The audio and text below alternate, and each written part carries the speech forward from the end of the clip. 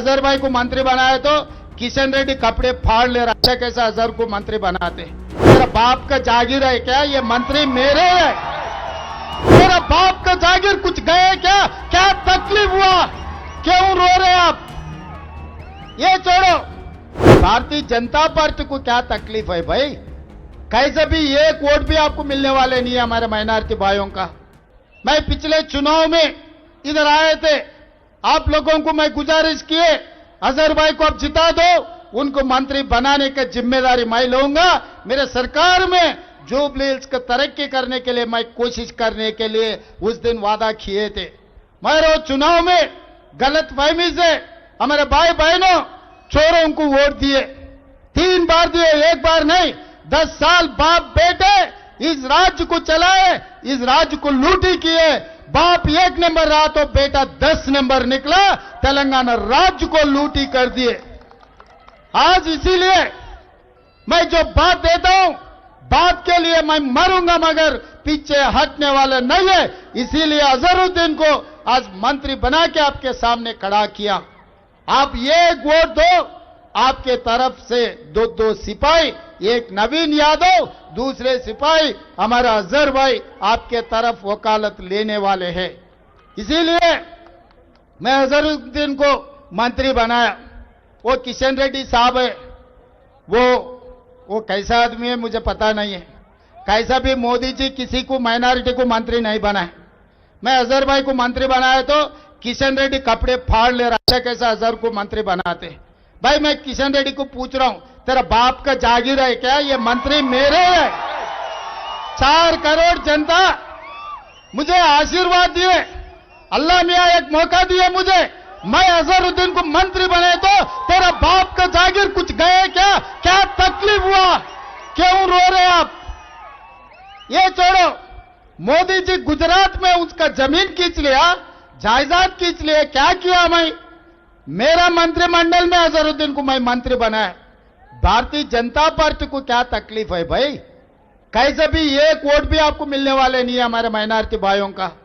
फिर किसको जाना है वो वोट? क्या सोच रहे हैं लोग? बीआरएस को वोट डालने के लिए ये साजिश कर रहे।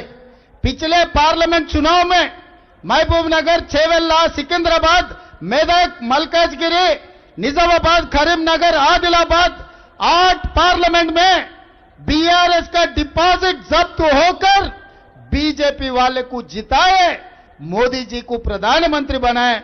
आज ये 8 सीट तेलंगाना से बीजेपी को नहीं मिले तो मोदी जी का सरकार दिल्ली में नहीं रहता था, दिल्ली लाल किले पे तिरंगा झंडा लहराता था।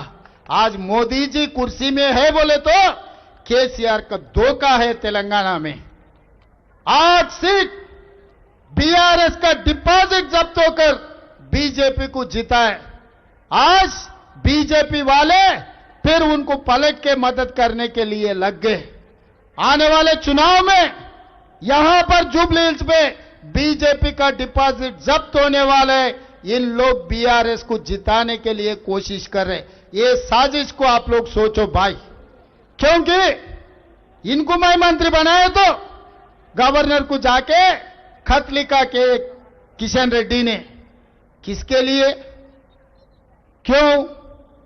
इसका मतलब ये दोनों का कैसा चल रहे आप लोग सोचने का वक्त आए।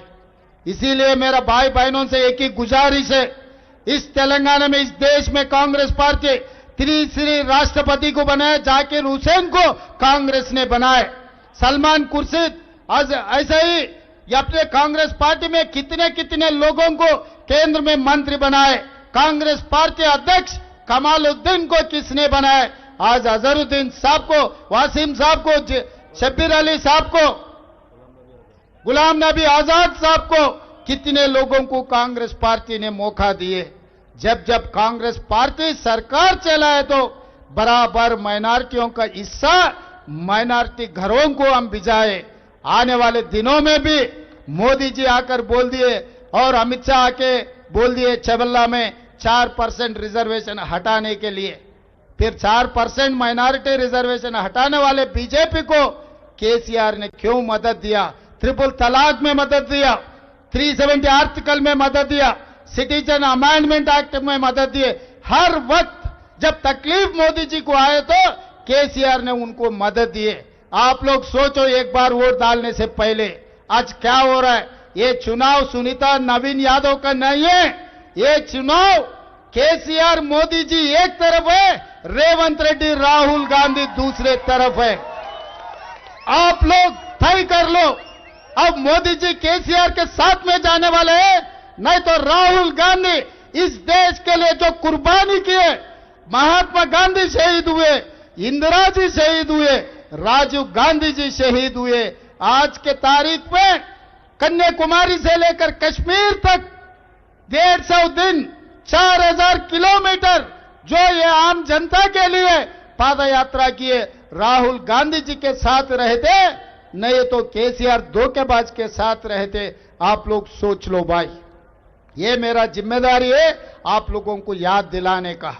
याद करने के बाद फैसला करने की जिम्मेदारी आप लोगों का है। आप लोग सोच के भटकाने वाले बहुत रहे थे, बोलने वाले बहुत रहे थे, ऑटो वाले को तकलीफ है बोल रहे, महिलाओं को मैं बस में मुफ्त में चलने के लिए मौका दिए तो ऑटो वाले को तकलीफ हो गए बोल रहे, महिलाओं का रद्द कर दो बोल रहे। भाई ऑटो वालों को बचाने का जिम्मेदारी मेरी है। कुछ वक्त लगेंगे क्योंकि 10 साल लूट लिए, आज 2 साल भी नहीं हुआ मेरे सरकार, आगे 3 साल है और आपके आशीर्वाद से और 5 साल कांग्रेस की सरकार रहेंगे इस तेलंगाना में। इस जगह में आप लोगों को जो काम करना है, एर्रागड्डा में सीसी रोड होना, नहीं तो पानी होना, बिजली के खंभे हटाना है तो कांग्रेस पार्टी को जिता दो। आप एक वोट दो, 2 सिपाहियों को मैं दे रहा हूं, एक नवीन यादव एमएलए बन के आपके सिपाही बनेगा, दूसरे हमारे अजहर भाई मंत्री होके आपके सेवा करने के लिए इस गली गली में घूमेगा। इसीलिए आपके आशीर्वाद, क्योंकि हैदराबाद शहर में मेरे साथ काम करने वाले कोई भी नहीं है, बहुत सारे एमएलए लोग हैं। कल श्रीनिवास यादव साहब भी कुछ बयान दे रहे थे, आज हम ये करेंगे वो करेंगे। श्रीनिवास यादव साहब 10 साल आप मंत्री थे, क्या क्या किया सबको पता है, कौन सी गली में कब्जा कर लिया सब कुछ सबको पता है, मैं बोलने का जरूरी नहीं है। इसीलिए यह हैदराबाद शहर में आप मदद करो। मैं जीतने के बाद असदुद्दीन ओवैसी, अकबरुद्दीन ओवैसी मुझे मिले, साहब आप मुख्यमंत्री बन गए, हमारा ओल्ड सिटी तरक्की करो। आज मेट्रो रेल ओल्ड सिटी में मैं दिया, ओल्ड सिटी में पानी को मैं दिया, फ्लाईओवर आरामगढ़ के ब्रिज मैं बना, रोड मैं बना, करंट बिजली मैं दिया। आज जितने भी मांगे एमआईएम पार्टी, ओल्ड सिटी में मैं पैसे दिया। चुनाव के समय पर मैं राजनीति करूंगा, चुनाव खत्म होते ही मैं लोगों के लिए, लोग भला के लिए मैं काम करने वाला हूं। 20 महीने में कोई बीआरएस वाला आके कुछ मांगा क्या? मागंटी गोपी जी मेरा अच्छा दोस्त है, कभी जुबली हिल्स के लिए 1 पैसा तो भी, एक गली में रोड के लिए तो भी कुछ आके मांगा क्या? जब कुछ भी नहीं मांगे तो मिलेंगे कैसे? जब मुझे नहीं बुलाए तो कैसा मिलेंगे? आज हमारे मंत्रियों को यहां भेजे तो तकलीफ दिखाए तो कुछ कम 300 करोड़ रुपए में मंजूर किया, आज काम चल रहे। ये आगे तरक्की होना, आगे 3000 बनना है तो नवीन यादव को एमएलए जिता दो इस चुनाव में। मित्रुलारा